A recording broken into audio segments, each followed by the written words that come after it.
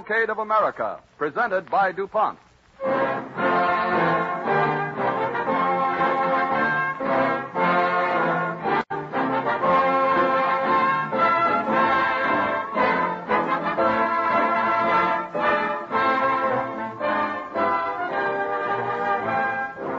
As the Cavalcade of America opens this evening, we want to remind our listeners that tomorrow, Thanksgiving Day, the 1936 annual Red Cross roll call ends. There is no need to remind you of the worthwhile work this organization has done and is doing the world over. If you have not already joined, we know you will want to send your membership subscription to your local Red Cross chapter before tomorrow night.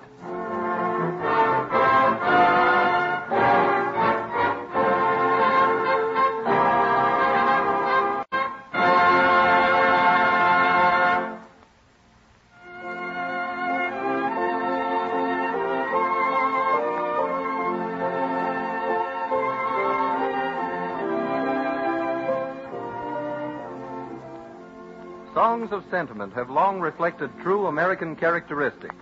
Love of home and family, of old familiar things, of memories and dreams. This evening, the Cavalcade of America, presented by DuPont, tells in drama and music the stories behind some of the good old tunes that have marched down through the years. Let us turn the pages back to the year 1830. It's a hot and sweltering day in old New York. And a printer named Samuel Woodworth makes his way along a waterfront street and enters the dark, cool tap room of Mallory's Tavern. Good afternoon, Sam. Afternoon to you, Mallory. A scorching day. Worst we've had the whole summer. There's no day for setting up type in the print shop. Aye. How is the printing business? Oh, middling, just middling. It'll get better come cooler weather. And how's the writing? Any new poems or songs or such like? No better than the printing. Look here, man, you're a fine innkeeper to be plying a customer with questions on such a hot day without first quenching his thirst. For sure. And what'll it be this time? Same as always. There's no drink in all New York that comes up to your brandy with that wee dash of pure water to make it last. It's fine. I'll grant you, Sam. Here you are.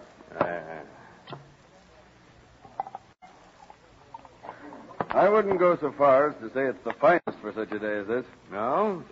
What is? You wouldn't say so yourself. You could hearken back to the days when you and I was out on the farm. There was a drink there that, in the estimation of both of us, far surpassed anything here. Do you remember? I do. You mean the well water on the farm? Yeah, it tasted good. After a long, hard afternoon in a sultry field, nothing to touch a drink of the fresh water from that old oaken bucket hanging in the well. Iron-bound, covered with moss, cool and inviting. By Jove, Mallory, you've given me an idea. Huh? There's a rhythm in those words. The old oaken bucket. Oh, an idea for one of them poems you're always turning out. Oh, for more than just a poem, for a song, for the kind of song folks like to sing. Song about well water? You're crazy, Sam. No, not just about well water. About that old bucket hanging in the well. Kind of a symbol of boyhood memories. Got a piece of paper there. Here's a pad. I want to write it down before I lose the mood. How dear to my heart are the scenes of my childhood. There's a good start. And the tune, it's got to be a tune that's easy to sing, one that everybody can sing. How dear to my heart are the scenes of my childhood, when fond records.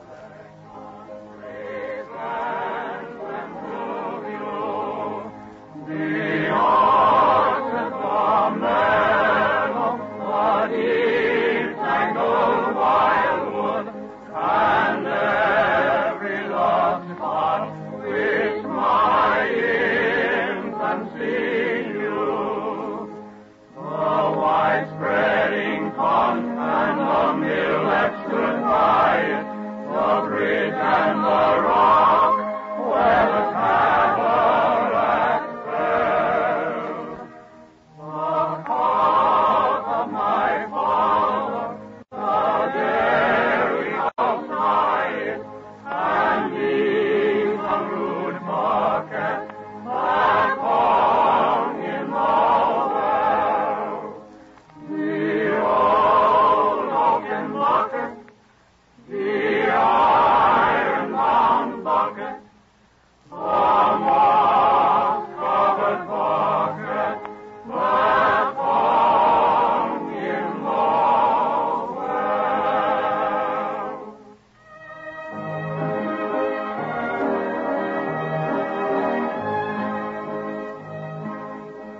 Sam Woodworth was right.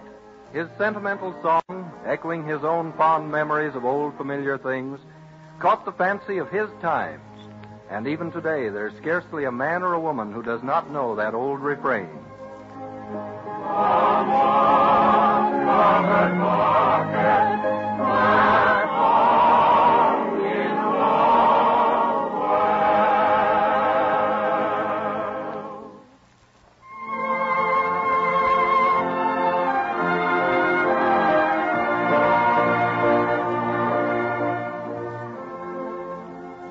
And other years and other generations have brought forth their contributions to the album of songs that have endured. In the early 70s of the last century, there lived in Philadelphia a young man named Hart Pease Danks, who made a meager living singing in quartets and composing sacred songs. He seldom wrote the words to his own songs, but bought poems appearing in magazines and newspapers. One day he returns home to find his wife eagerly awaiting his arrival. Darling, Oh, yes, dear. has the letter from Reverend Rexford arrived? It came in the midday post. Oh, fine. I hope he sent me that poem. I have the tune all worked out for it, but I was afraid he would think $3 wasn't enough money for his words. Well, $3 is a lot of money for just a few lines of poetry, especially to the editor of a country newspaper way out west. Oh, but here, let me take your coat, darling. I know you're anxious to get to work on that new song. I'll make you a cup of tea. Oh, thanks, dear.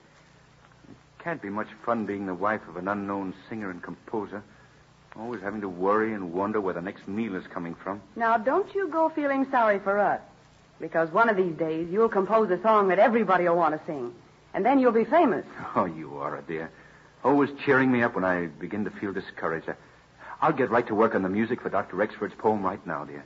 Where's the letter? It's right there on the table by the piano. Oh, yes, I see it. Why, good heavens, darling. What? It's more than a letter. It's almost a package. Well, maybe he sent you a copy of the farm magazine he edited. Maybe that's it. Why, no, it... Why, it's a whole batch of poems. That's odd. I only sent him $3 for the one I saw in the magazine. Well, there's a note there, dear. Maybe it'll explain why he sent so many. Well, listen to this. What? Your payment of $3 for my little poem was most welcome. And with the thought that you might be able to use others, I am forwarding a few which I have written and published from time to time in the magazine of which I am editor. Respectfully yours, Eben Rexford. Well, now, wasn't that nice of him? There must be almost a dozen poems. What are they like? Maybe you can find an even better one than the one you bought. Yeah, maybe I can. Wait now. Listen to this one. Darling, I am growing old. Silver threads among the gold. Go on. Listen. But, my darling, you will be always young and fair to me. Why, Hart, what a lovely thought. Yes. It's the kind of poem I would write about us. About our life together. If only I had the gift of words. But you have something just as wonderful, dear. You have the gift of music. You can set it to music. Music just as lovely as the words. Oh, if I only could. If I only could. You can. I know you can. Here, sit down here at the piano and try it. I'll leave you alone. No, not alone, dear. Never alone. My dear. Always together. Darling, I've got an idea. Growing old together. Darling, I am growing old. Silver threads among the gold.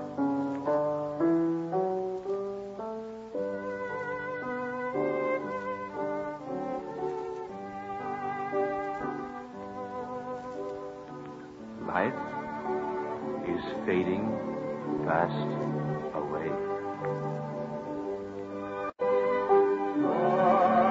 My darling, you will be always young and fair to me.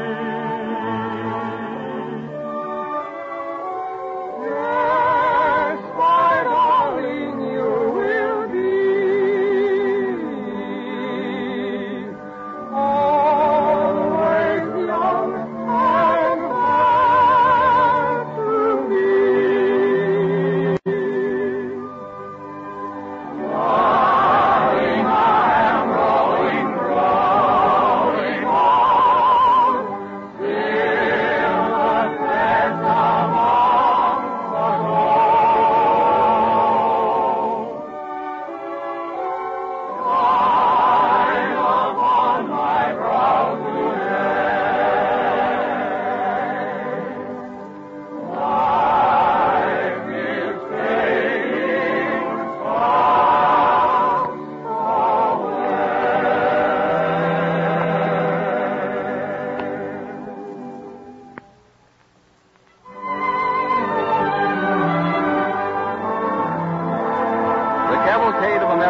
presented by DuPont, moves on.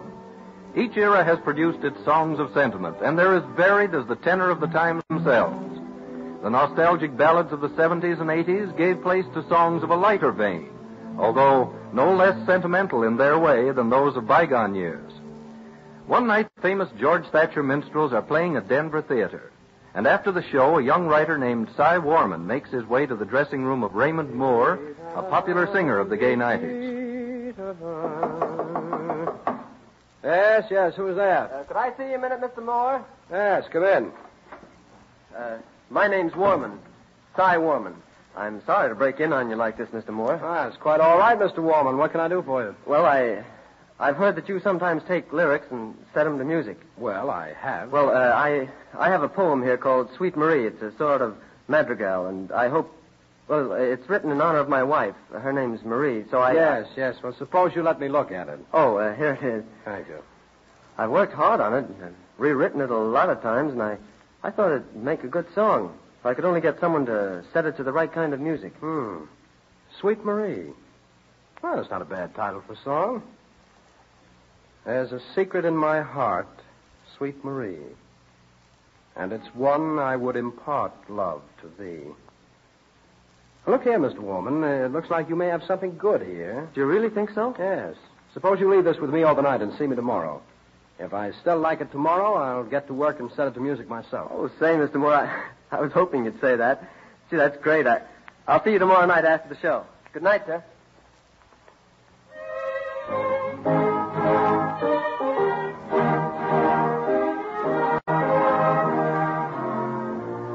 Raymond Moore studied the lyrics of Cy Warman's madrigal and saw its possibilities and set the words to music. Sometime later, he joined the cast of Africa, a new musical comedy, and managed to get Warman's song inserted in one of the scenes. Moore sang Sweet Marie, but for some reason it didn't appeal to the audience. The management insisted that Moore drop the song, but he had faith in it and resigned. Charles Hopper, another famous singer of that day, was rushed from New York to replace Moore. And during a rehearsal, Hopper is going over his songs with the orchestra leader. Well, Mr. Hopper, that's the routine. Here, wait a minute. What's this number here? We haven't been over it. Oh, that's the one Mr. Moore quit over it. Oh. The boss threw it out after it didn't go in Cleveland, and Moore quit. So that's why Moore quit, eh? I wondered. He must have thought it was a pretty good song. Yes, so do I. But somehow or other it didn't get over in Cleveland. Well, what was the matter? Say, if I knew what made a song a hit or a failure, I could make $1 million a year picking them. Well, how about running it over on the piano? I'd like to hear it. Well, I don't know, Mr. Hopper. If the boss heard it, he might have my job. He's awfully sour on it. Now, don't worry about that. I'll take the responsibility. Well, if you say so. The lyrics sound good. How's the tune? It starts this way.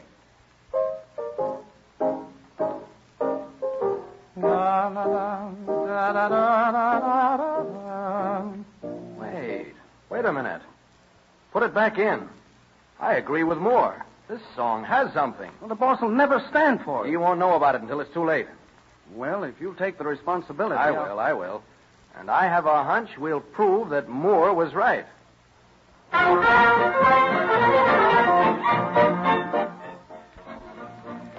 That night, during the performance of Africa, the college scene is in progress while the manager and the stage manager watch from behind the scenes.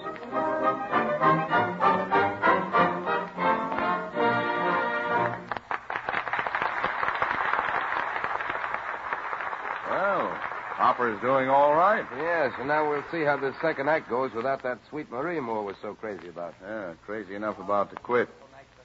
Well, let's go over there in the front entrance and see how the audience takes it. Yeah.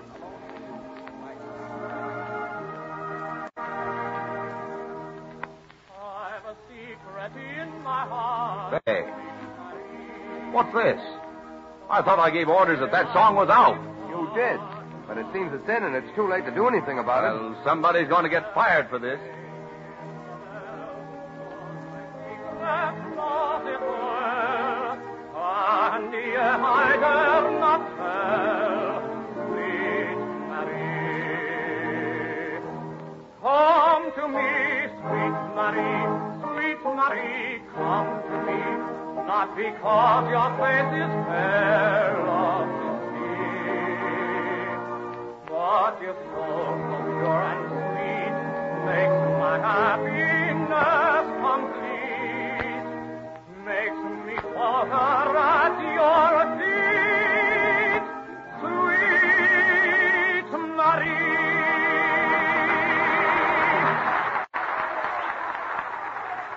Golly, can you beat it? They're crazy about it. Yeah.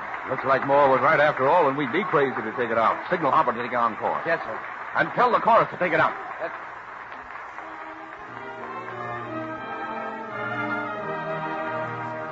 Come to me, sweet Marie, come to me, not because your face is fair, love to see, but your soul so pure and sweet makes my happiness complete, makes me fall at your feet, sweet Marie.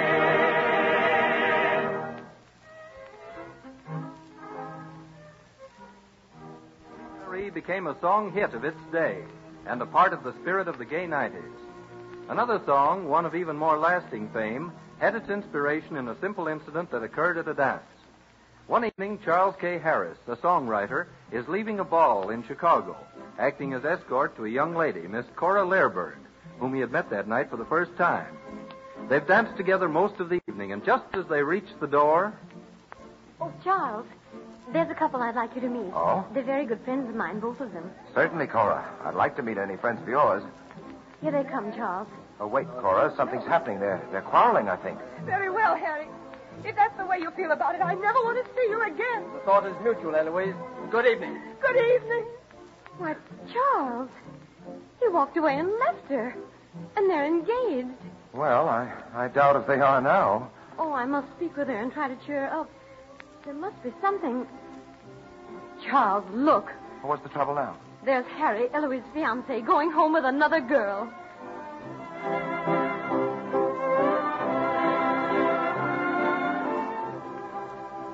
So, an engaged couple parted before the eyes of young Charlie Harris, the songwriter. He took Cora Lehrberg home, and the next day he returned to his home in Milwaukee. Charles went down to his office as usual, but somehow he didn't feel like working. His thought ran on one subject, Cora Lehrberg, the girl he had met the night before. Finally, he gave up the idea of working and lay down on the sofa in his office. There, a friend, Sam Doctor by name, finds him a few minutes later. Sam bursts into the room. Charlie Harris. Oh, come on, man. Get up. I got a job for you. Oh, so it's you, Sam Doctor. Yes, it's me. And I want you to write a song. A song that'll make you famous if it's a good one. Oh, go away, Sam. I'm tired. I danced all last night at a ball in Chicago. But, Charlie, this is important. Now, listen. The Wheelman's Convention is coming here to Milwaukee. We'll have delegates from all over the country, and we're putting on a minstrel show. Sam, please. I haven't an idea in my head. Well, does a song have to have an idea? Yes, Sam. If you had an ounce of brains, you'd know that songs ought to be built around definite situations. Sentimental situations, if possible. Well, you went to a ball last night. Didn't anything sentimental happen there? Yes, Sam. I met a marvelous girl. The girl I'm going to marry. Uh-huh. But I couldn't write a song about that. You see, it's hard to write an appealing song about happy things. Well, didn't any unhappy things happen at the ball?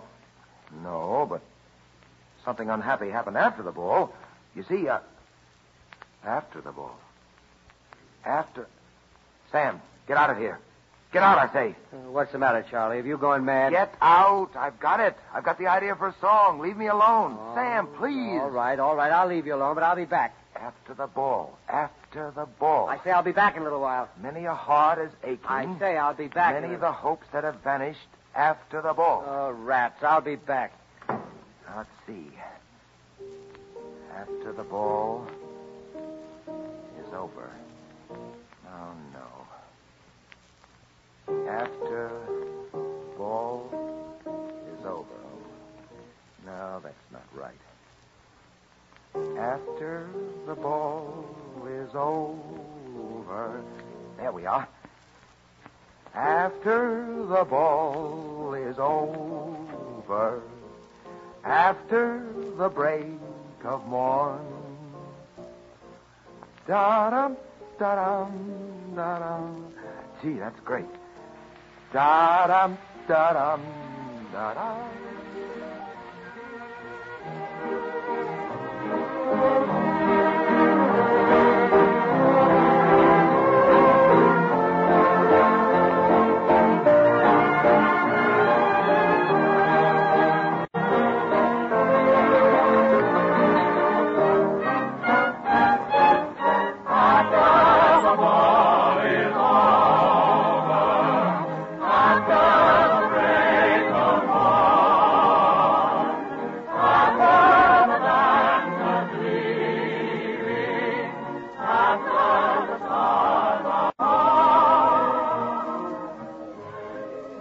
After the ball made an immense hit, May Irwin took it up, and the melody swept the country during the World's Fair in Chicago in 1893.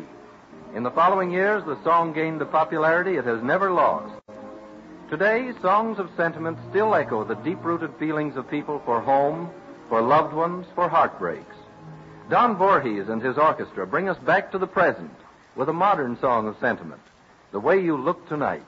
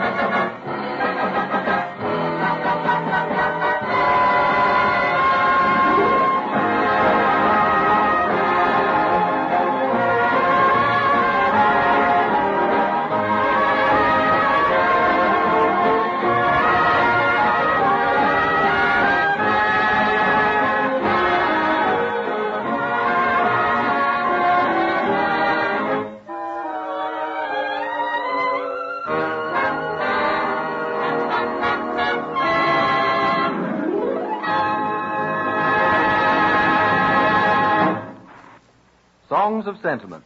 They changed but little in the passing years of the Cavalcade of America.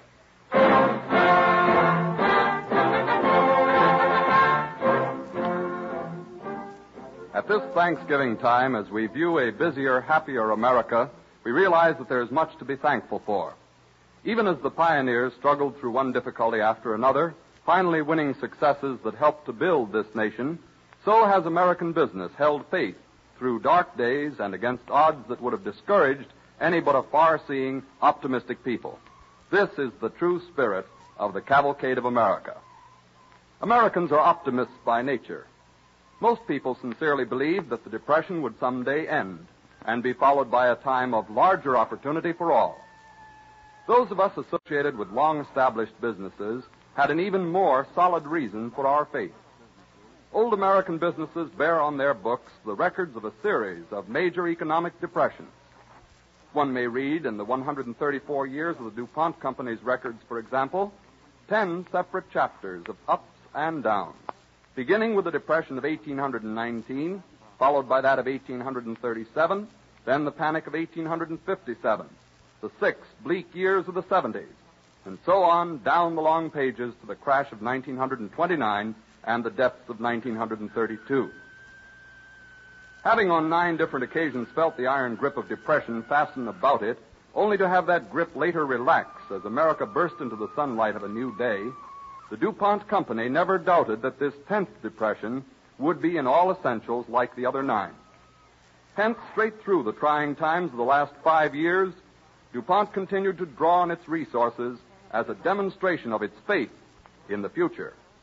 Between 1930 and 1935, $31 million were invested in chemical research. In addition, new plants were built, and the capacity of old ones increased.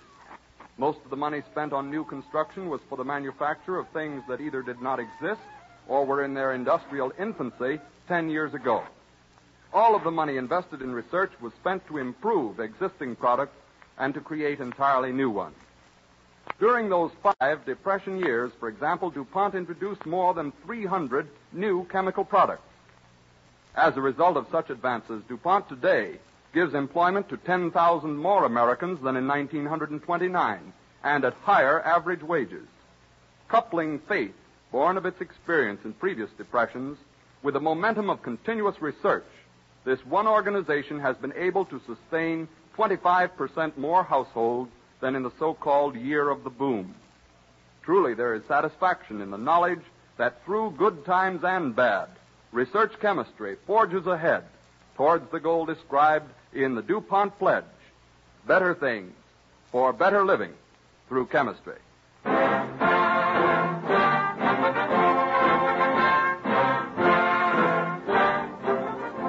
The Seeing Eye, a dramatic story of the training of German Shepherd dogs as guides for the blind, will be the subject of our next broadcast when next week at this same time, DuPont again presents The Cavalcade of America.